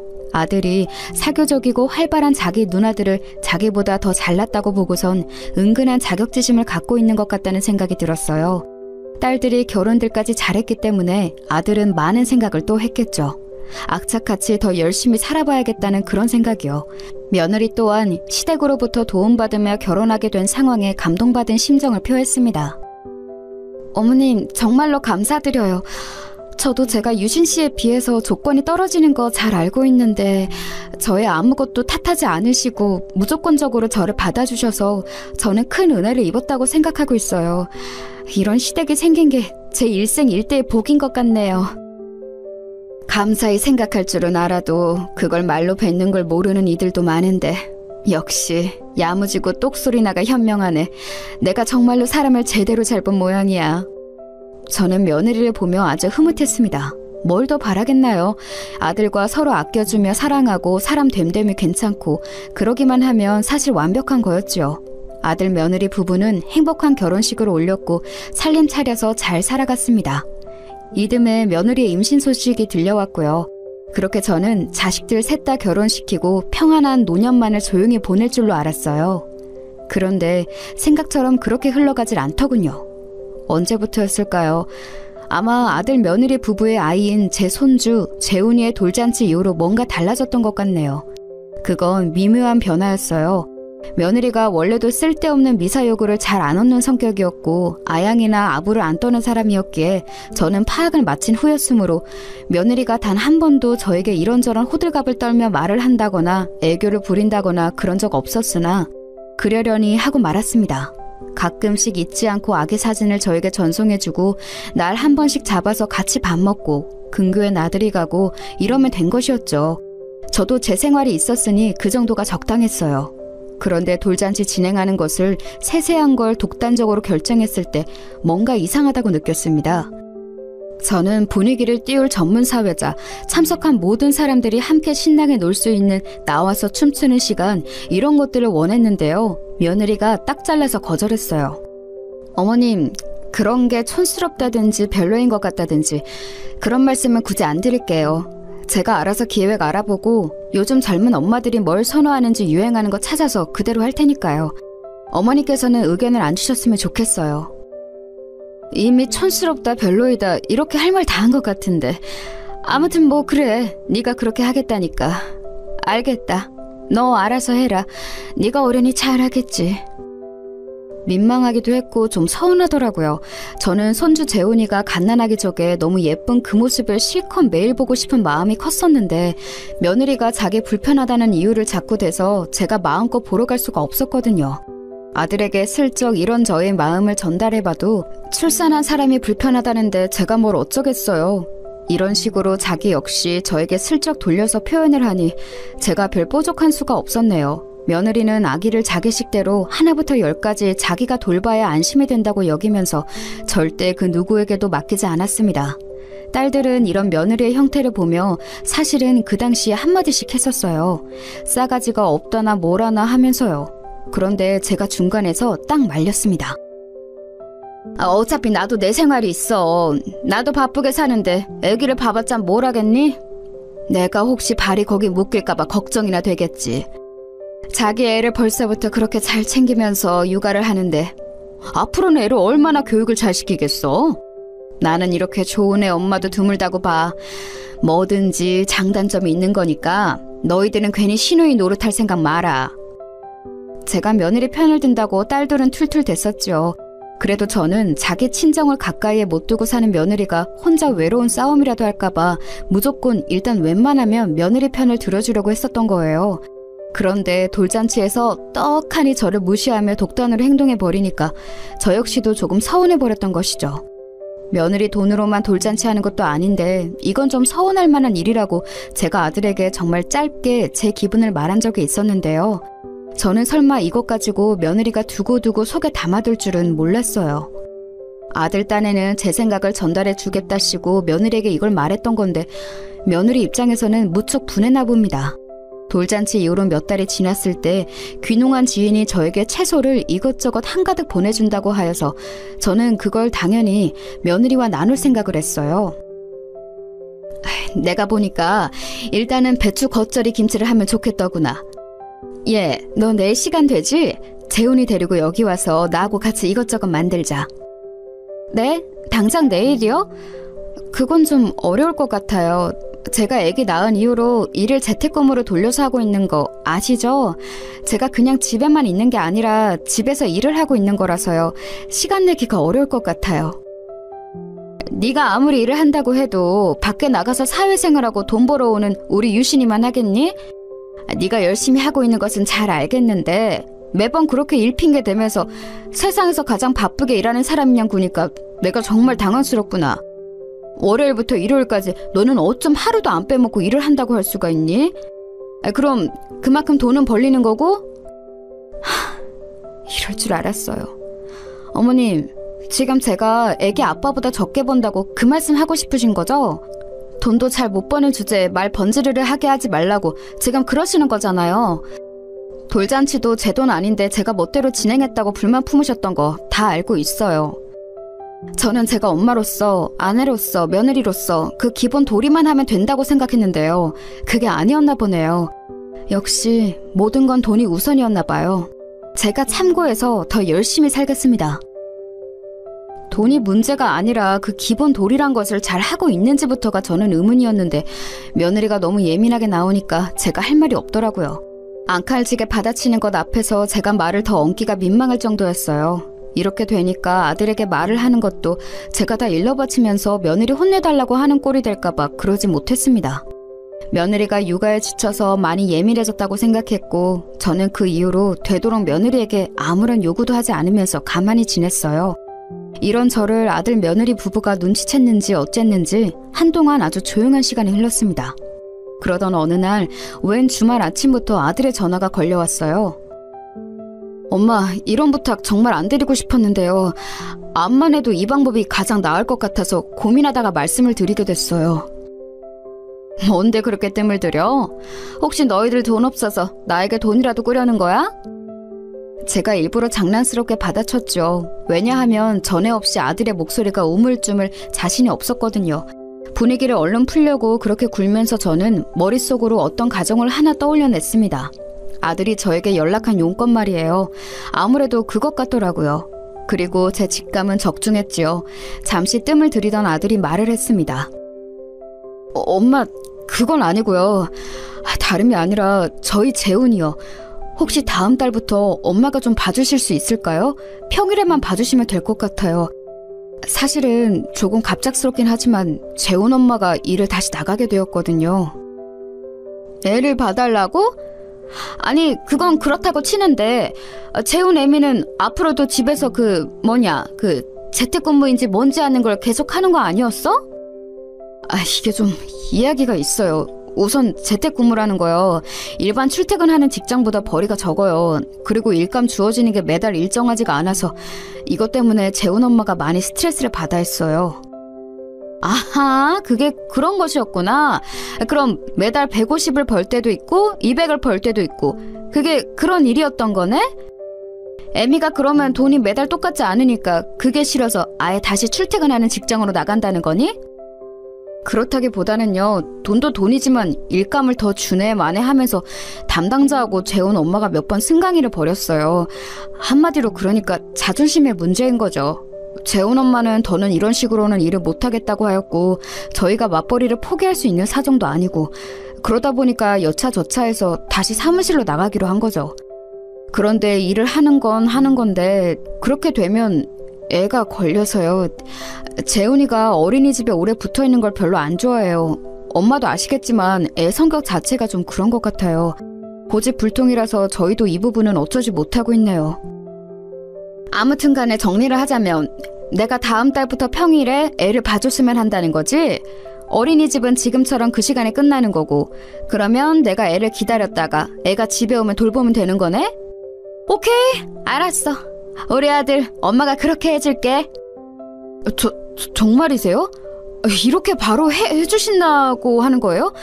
아휴, 엄마도 늘 약속이라든지 일정 있으신 분이잖아요. 엄마 너무 감사드려요. 솔직히 엄마가 어렵겠다고 하시면 저희는 따로 사람을 알아봐서 고용하든지 해야 하는 상황인데 그러면 또 힘들어지거든요. 엄마 감사해요. 우리 엄마가 최고예요. 내가 꼬부랑 할머니 되기 전에 우리 귀여운 손주 돌보면서 같이 시간을 많이 보내야지. 더 나이 들면 그러고 싶어도 어디 몸이 따라준다니? 이건 나한테도 귀중한 기회라고. 내가 그렇게 생각을 하면서 앞으로 우리 재훈이 온 마음 다해서 돌봐줄게. 너희는 걱정일랑 하지 말고 사회생활하면 돼. 저도 아들 말 맞다나 일정이라는 게 있는 사람이었습니다. 저도 나름 바빴어요. 인생 허투루 살지는 않았는지 주기적으로 갖는 모임이 몇 개 있었고요. 봉사 나가는 곳이 2곳 있었고요. 지자체에서 운영하는 악기교실도 주 1회 나가고 있었고 간단한 운동 수업도 듣고 있었죠. 그 외에도 갑자기 연락이 와서 밥 한 끼 하자, 차 한 잔 마시자 이렇게 구는 사람들도 있었으니 제가 아무것도 안 하고 하루를 보내는 일은 거의 없었습니다. 저희 딸들이 가끔 저녁에 전화 와서 이런저런 하소연 시작하면 최소 1시간씩은 그거 들어줘야 했고요. 저도 제 일상을 제 입맛대로 잘 운영하고 있었는데 불쑥 아들 부부가 끼어들어서 그걸 완전히 바꾸어 놓은 것입니다. 아이가 끼어들어 버리면 다른 건 뒷전으로 물러날 수밖에 없었으니까요. 그럼에도 제가 고민하는 척도 안 하고 바로 오케이 해버린 건 아들의 목소리에 고뇌가 묻어나서 그랬어요. 척하면 척이었죠. 암만 해도 며느리의 일자리 문제로 둘이 꽤 다툰 모양이었습니다. 결과적으로 꽁지를 내리고 패한 건 아들 쪽인 것 같았지만요. 애를 부탁할 곳은 저밖에 없었는데 아들은 미안한 마음이 강했을 테고 며느리는 어쩔 수 없는 것 아니냐는 입장이었을 거예요. 그냥 제 짐작이 그랬습니다. 이왕 이렇게 된 것, 내가 좀 힘들고 번거롭더라도 손주 실컷 보면서 아들 며느리한테 도움 주게 된 걸 좋게 생각하자. 그러면서 이런 생각이 잠시 들었었죠. 아들은 원래 다니던 일을 똑같이 다닐 뿐이고 변화가 생긴 건 며느리인데 따지고 보면 며느리가 저에게 부탁을 해야 하는 게 아닐까 싶었어요. 살짝 서운하고 오묘한 마음은 들었으나 티를 내지 않고 제가 먼저 퇴근하는 법 없이 기다렸습니다. 그런데 월말이 되어가도록 며느리로부터 연락은 오지 않았죠. 아들은 사흘에 한 번꼴로 안부 카톡을 남기고 있었는데 그러는 동안에도 며느리는 감감무소식이었습니다. 가만 생각해보니까 며느리가 저에게 손주 사진이며 동영상을 꼬박 보내준다거나 안부 연락을 한다거나 뭐 이런 걸 꾸준히 안 한 지가 벌써 한 반년이 훌쩍 넘어가더라고요. 원래도 그렇게 꼬박꼬박 아주 잘 보내주는 건 아니었지만 제가 그런 걸 크게 개의치 않아 하는 성격이라 그냥 넘겼었고 보내주는 것만으로도 기특하고 고맙다고 생각했었는데 이제는 아예 뚝 끊겼다고 생각하니까 기분이 참 별로였습니다. 결국 다음 달로 넘어가기 전에 제가 먼저 며느리에게 연락을 했죠. 애미야, 나보고 재혼이 봐달라고 했다면서? 바로 다음 달부터 일 나간다고 그때부터 나한테 봐달라고 했다면서 아직까지 너는 어째 연락 한 통이 없니? 어머님, 제가 마침 딱 연락을 드리려고 했는데 기가 막힌 타이밍에 어머니께서 전화를 주신 거예요.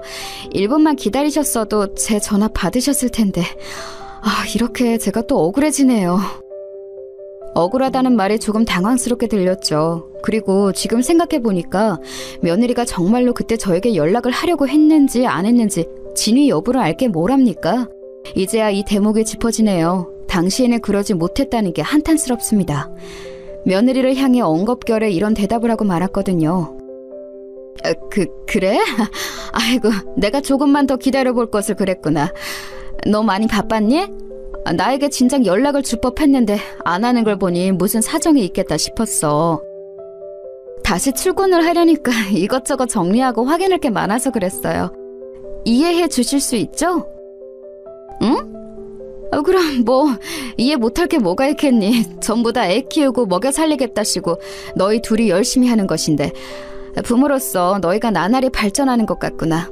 열심히 사는 것 너무 멋지다. 그런데 내가 그래도 여태 재혼이를 혼자 도맡아 본 적이 없건만 너는 애엄마로서 나하고 상의를 한다거나 미리 전해줄 것들이 있다거나 그런 것 하나도 없는 거니? 진작에 뭐라도 나에게 말을 해줬으면 내가 지금까지 안 기다리고 안 답답했을 거야. 그렇게 답답하셨으면 애기 아빠한테 물어보시지 그러셨어요? 왜 아들한테는 아무 말씀 못하시고 며느리한테는 그러세요? 애기 아빠도 똑같이 부모예요. 저만 부모인 거 아니고요. 그리고 저도 이제 똑같이 출퇴근하는 직장인이니까 저희 둘이 완전히 동등해진다는 거 어머니께서 잊지 마셨으면 좋겠네요. 그리고 애 보실 때 참고하실 것들은 제가 이미 다 적어서 정리해놨어요. 수첩이 준비되어 있으니까 집에 오셔서 그것만 보고 따르시면 돼요. 아니, 나는 그냥 할 법한 말을 했다고 생각하는데 네가 그렇게 날카롭게 나오니까 내가 할 말이 없어지는구나. 수첩? 그래, 내가 아무튼 그거 보면서 애는 잘 봐줄 테니까 너도 일이나 잘 다니렴. 며느리가 그렇게 나오니까 너무 당황스러웠는데 아무래도 아들하고 둘 사이에 뭔가 다툼이 있었던 게 아닐까 싶어서 더 이상 말을 얹지는 않았어요. 자기 남편하고 싸웠는데 그 남편의 엄마한테 좋게 말이 나가기란 쉽지 않잖아요. 그런 거라고 여겼죠.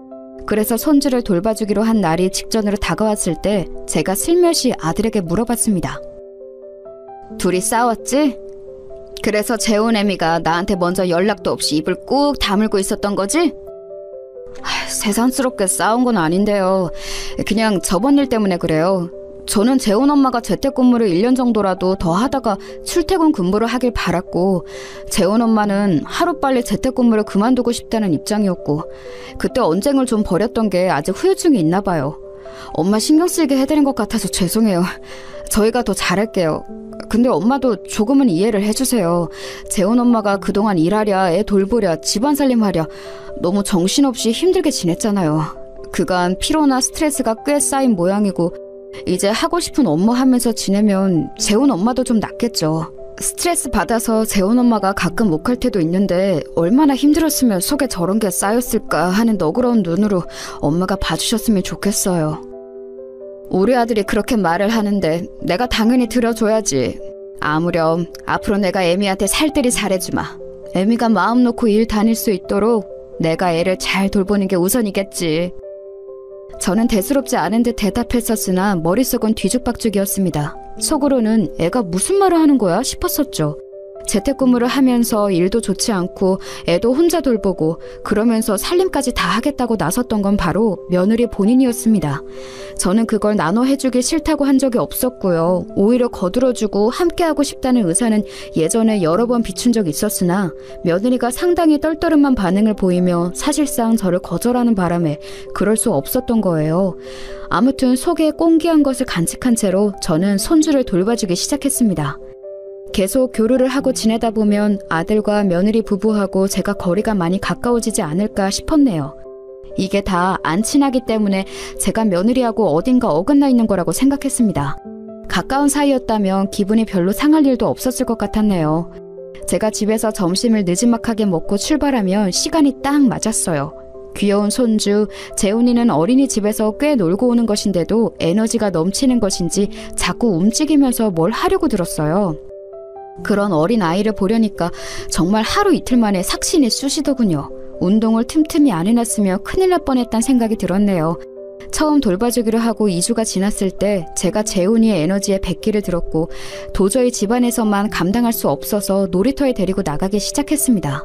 그랬더니 재훈이가 동네 꼬맹이들하고 어울려 놀면서 에너지를 풀었고 집에 돌아와서는 아주 얌전해졌죠.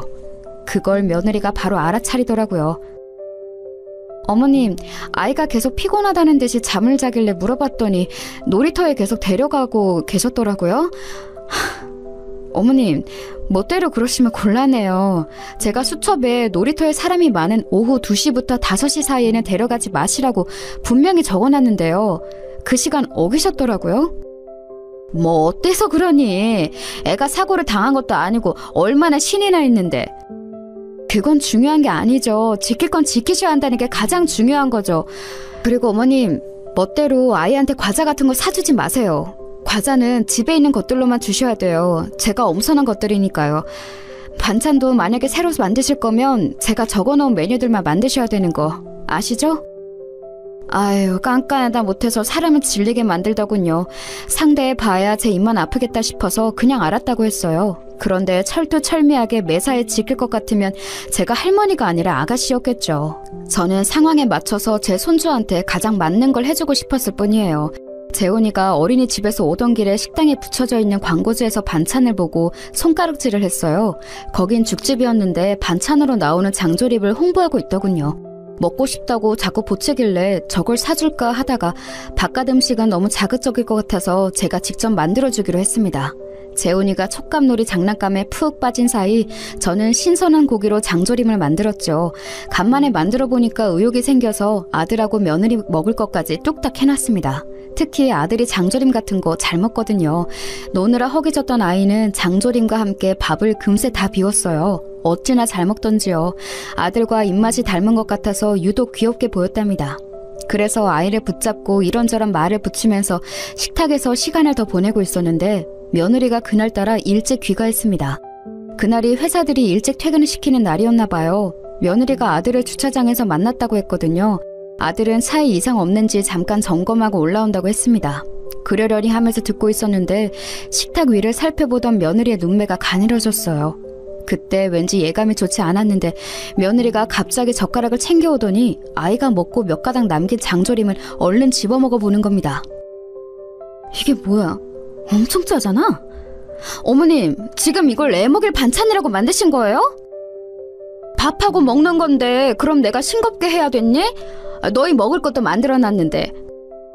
저희 먹을 거랑 똑같이 만드시면 어떡해요? 간을 이렇게 세게 하시면 어떡하냐고요? 오늘 회사에서 일도 안 풀려서 짜증나 죽겠는데 집에 오니까 어머님이 이런 사고나 쳐놓으시고 정말이지 살맛 안 나네요. 어머님, 저희한테 도움 주고 계신 거 맞아요? 이건 민폐 같은데요. 솔직히 제가 그동안 지적 안 하고 꾹 참고 넘어가서 그렇지 어머님이 제대로 하는 게 뭐가 있어요? 애 보실 줄 아는 건 맞으세요? 제 머리 위로 막말이 쏟아져 내렸습니다. 제가 그때 생각했죠. 며느리가 아무래도 최악인 하루를 보낸 모양이더라고요. 밖에서 필시 무슨 기분 안 좋은 일이 있었을 거라고요. 그러니까 지금 이렇게 불같이 폭발한 것일 거라고요. 하지만 저는 그 이전에 근본적인 문제점을 짚기로 했습니다. 아무리 그렇다고 한들 저에겐 며느리가 이래서는 안 되는 거였어요. 사람이 화장실 들어갈 때와 나올 때가 다르다고 하지만 결혼 이전에는 개념 넘치는 며느리가 될 것처럼 그러더니 결혼하고 나서는 점차 시간이 갈수록 저에게 막대하고 저를 너무 우습게 여기는 그 태도의 변화가 너무나도 가정스러웠어요. 제가 조용히 자리에서 일어났을 때 마침 집에 아들이 당도했습니다. 길게 따질 것도 없었어요. 제가 며느리 붙잡고 이런저런 잔소리판을 벌일 이유가 없었습니다. 저는 곧장 아들에게 말했죠. 유신아, 내가 우리 아들한테 딱 이것만 물어볼게. 너는 네 마누라, 네 엄마 중에 누굴 택하겠니? 내가 앞으로 네 마누라 못 보고 살겠다고 하면, 내 며느리로 앞으로는 생각 안 하겠다고 하면 너는 어쩔 거야? 누구 편에 설 거야? 어머님! 그런 무식하신 질문이 어디 있나요? 지금 설마 제가 애 반찬 잘못 만드셨다고 뭐라고 한 것 때문에 화나서 이러시는 거예요? 어머니, 이렇게 쪼잔하게 나오시면 저 너무 당황스러워요. 며느리가 짜증스레 받아쳤을 때였어요. 아들이 싸늘하게 식은 얼굴을 하더니 이내 어리둥절한 얼굴로 앉아있던 재훈이를 안아들고 방으로 데려갔습니다. 그리고 순식간에 방문을 닫고 나와서는 그대로 며느리의 뺨을 후려쳤어요. 놀란 제가 입을 틀어막았죠. 세상에, 아들이 며느리를 때릴 줄은 몰랐습니다. 당신 뭐야? 당신이 뭔데 우리 엄마한테 그딴 막말을 들였어? 당신은 뭔데? 애 보는 앞에서 그딴 행태를 부렸어? 당신 대체 뭔데 뭘 믿고 이렇게까지 오만방자하게 굴어? 당신은 우리 엄마의 며느리라는 자각이 없고 우리 아이의 엄마라는 자각이 없는 사람이야. 또한 내 아내라는 자각도 없는 사람이야. 그렇지 않고서 이렇게 굴 수 있을 리가 없어. 지금 나를 때린 거야? 상황을 제대로 들어보지도 않고 어떻게 다짜고짜 사람을 때려? 상황? 여태까지 내가 아무것도 몰랐을 거라고 생각했어? 나 다 알고 있었어. 우리 엄마가 착하게 잘해주시는 걸 당신이 고맙게 생각하지는 못할 망정 점점 기어오르고 있었다는 걸. 누울 자리라고 생각했는지 발을 뻗는다는 걸 나도 알고 있었어. 몰라서 가만히 있었던 거 아니야. 내가 결혼을 잘한 게 맞다고 그렇게 정신승리하고 싶어서 얄팍한 생각으로 바보같이 그냥 관망하고 있었어. 당신이 설마 아무리 그래도 선을 넘지는 않을 거라고 생각도 했었고. 그런데 아니었네. 당신을 보면 누나들보다 뒤떨어지는 내 자신을 증명하는 것만 같아서 서글프다. 내가 고작 이 정도 수준이라는 증명이 바로 당신인 것 같아서 너무 씁쓸해. 엄마 죄송해요. 이 사람하고는 제가 알아서 정리하고 더 이상 엄마 신경 쓰이시지 않도록 할게요. 잠깐, 지금 그게 무슨 소리야? 이혼이라도 하겠다는 거야? 자기 아내랑 어린 아이보다 자기 엄마가 더 중요하다는 거야, 뭐야? 내가 인생에서 딱 하나 반드시 책임지기로 한 게 있는데 바로 엄마야. 나는 돌아가신 우리 아빠 앞에서 약속드렸어. 내가 우리 엄마 꼭 보살펴 드리겠다고. 지금까지는 그렇게 잘하지는 못했지만 지금 이런 상황에서 우리 엄마 편 안 들고 당신 편을 들 만큼 머리 나쁜 불효자는 아니야. 며느리가 다리에 힘이 풀렸는지 스르르 주저앉았습니다. 저는 잠깐 더 상황을 지켜보다가 제가 빠지는 게 아무래도 나을 것 같아서 그곳을 나왔어요. 왜냐하면 저를 올려다보는 눈물 젖은 며느리의 눈이 말해주고 있었거든요. 객기 부린 자기 자신을 후회하고 있다고요. 며느리가 바보가 아닌 걸 제가 알았기 때문에 어떻게든 제 아들 앞에서 상황을 수습할 것을 알았습니다. 제 집으로 돌아가는 길 망감이 교차하더군요. 너무 피곤했고 그저 남편이 너무 보고 싶었네요. 이튿날 오전에 며느리가 찾아왔어요. 다소곳하게 차려입고 와서는 제 앞에서 무릎부터 꿇더군요. 어머님께 용서를 구하는 게 우선 같아요. 이게 우선시 되지 않으면 해결이 안 되는 문제 같더라고요. 어머님, 제가 잘못했습니다. 죄송합니다. 저 스스로의 잘난 맛에 빠져서 제가 뭐라도 된 것 마냥 굴었어요. 어머니께 그래서는 안 됐던 건데 제가 머리가 어떻게 됐었나 봐요. 나는 지금 너에게 할 말이 수십 가지도 넘어. 따질 것들이 그렇게나 속에 쌓여 있거든. 그런데 안 하련다. 네? 안 하시겠다고요? 왜요? 어째서요? 넌 어차피 나에게 용서를 빌기로 작정했고 눈빛이 시무룩해진 걸 보니까 앞으로 쉽게 기고만장하게 다시 굴 것 같지는 않고, 그럼 일단락된 거 아니겠니? 이미 잘못을 인지하고 용서를 비는 사람 앞에서 가타부타 말을 얹어봤자 그건 내 기분 풀이일 뿐이야. 기분을 가지고 그걸 내 태도로 삼으면 안 되지. 어머님, 정말요 죄송했어요. 저는 제 기분에 따라서 항상 그렇게 행동했던 것 같아요. 그래도 된다고 여겼어요. 기분이 어떻든 그래서는 안 되는 거였는데 제가 미흡했습니다. 며느리는 그제서야 진정으로 뜨거운 눈물을 흘리더군요. 아유, 자식들에게는 말 안 했지만 저는 솔직히 며느리의 입장을 왠지 알 것도 같았어요. 아픈 양친을 혼자 수년간 간병하고 책임지면서 얼마나 자기 형제들이 원망스러웠겠나요. 아등바등하며 도끼 품고 살아왔겠죠. 뭐든지 철두철미하게 자기 주관 아래 두고 행동을 해야 안심이 됐을 테고요. 본인이 가정 안에서 사랑을 풍족하게 받지 않았으면 부모가 됐을 때 더욱 우왕좌왕하기 십상이에요. 며느리는 재훈이가 너무 예쁘고 귀중하기 때문에 자기 딴에는 그게 최선이랍시고 행동했을 겁니다. 그렇기에 며느리가 싸가지 없이 굴었던 게 이해는 됐지요. 그게 올바른 거였단 건 아니지만요. 저의 용서를 받고 나서 며느리는 아들과 관계 회복에 힘을 썼어요. 저는 말 얹지 않고 둘이 알아서 사이가 좋아지기를 기다렸습니다. 둘 문제니까요. 시간이 꽤 흐른 다음에야 아들 며느리 부부가 다시 친근해졌는데 오히려 서먹해지기 이전보다 제 눈에는 사이가 좋아 보였어요. 아들은 여전히 자기 누나들보다 잘 사는 게 목표인 듯 싶어요. 아닌 척하지만 그렇더라고요. 근데 말리지 않고 그냥 두려고요. 이게 삼남매의 운명적인 모습이겠거니 싶거든요. 아무튼 다사다난한 저희 집은 이렇게 흘러가는 중이랍니다.